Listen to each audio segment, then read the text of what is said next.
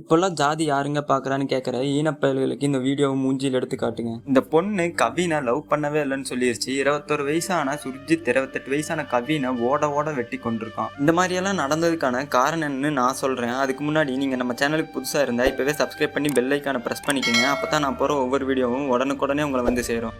தூத்துக்குடி சார்ந்த 28 வயசான கவின் செல்வகணேஷ்ங்கிற பையன் பார்த்தீங்கன்னா சுபாஷினிங்கிற ஒரு பொண்ணை வந்து தன்னோட ஸ்கூல் லைஃப்லேருந்தே லவ் பண்ணியிருக்காரு. இவர் பார்த்தீங்கன்னா சென்னையில் இருக்கிற ஒரு பெரிய தனியார் நிறுவனத்தில் வேலை பார்த்துக்கிட்டு வந்திருக்காரு. இந்த நிலைமையில தான் சுபாஷினியோட அம்மா அப்பாவுக்கு வந்து இவங்க 2 பேரும் பேசிட்டு வந்தது தெரிஞ்சிருக்கு. இவர் ஒரு தலித் இனத்தை சேர்ந்தவங்கிறதுனால பல தடவை இவரை வந்து சுபாஷினியோட பேசுறத வந்து நிறுத்த சொல்லியிருக்காங்க. அப்படி சொல்லியுமே கவின் செல்வகணேஷும் சுபாஷினியும் பேசுறதை நிறுத்தாததுனால இவங்க சுபாஷினி கிட்ட அப்போ ஒன்று சொல்லியிருக்காங்க. என்ன சொன்னாங்கன்னா, நீ மட்டும் அவனை கல்யாணம் பண்ணினா நம்ம ஜாதிக்காரங்க முன்னாடி நாங்கள் தலை குனிஞ்சு தான் நடக்கணும். இந்த மாதிரி கேவலமான விஷயத்தை வந்து பேசியிருக்காங்க. இப்படி பேசுறவங்க யாருன்னு பார்த்தீங்கன்னா சுபாஷினியோட அம்மா அப்பா. இதெல்லாம் இந்த மாதிரி படிச்சு ஒரு நல்ல வேலையில இருக்கிறவங்களே இந்த மாதிரி ஜாதி பார்த்து பேசுறதெல்லாம் ரொம்ப கஷ்டமா தான் இருக்கு. இவங்க இந்த மாதிரி பேசுறதையெல்லாம் சுபாஷினியோட தம்பியான 21 வயசு சுர்ஜித் வந்து கேட்டுட்டு இருந்திருக்கான். கேட்ட அவனும் வந்து சுபாஷினியை வந்து மிரட்டி இருக்கான், அவன் கூட பேசாதன்னு சொல்லி. அப்படி அவன் பல தடவை சொல்லியுமே சுபாஷினி கேட்காததுனால அப்படித்தான் ஒரு நாள் கவின் செல்வகணேஷ் தன்னோட சொந்த ஊரான தூத்துக்குடிக்கு வந்துட்டு இருந்திருக்காரு. அப்படி வந்துட்டு தன்னோட தாத்தாக்கு உடம்பு சரியில்லைன்னு சொல்லி அவர் பக்கத்துல இருந்து சித்தா ஹாஸ்பிட்டல் கூட்டிட்டு போயிருக்க. அந்த ஹாஸ்பிட்டல்ல தான் சுபாஷினியும் வேலை பார்க்குறாங்க.